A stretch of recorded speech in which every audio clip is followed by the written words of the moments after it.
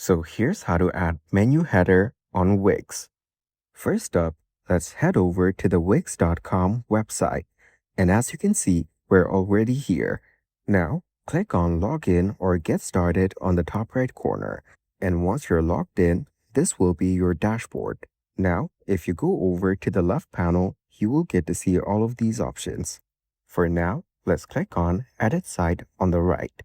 After that, you'll be taken to the Wix website editor page. Give it some time to load up. Sometimes it may take a while.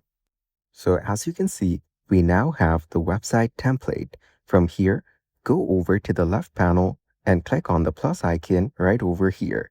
After that, click on Menu and Anchor from the options. Then from here, click on whichever kind of menu that you want, for example, horizontal menus.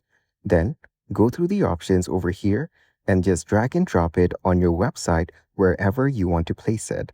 As an example, I'm putting it here in the middle. You can drag it around from both sides in order to adjust its size.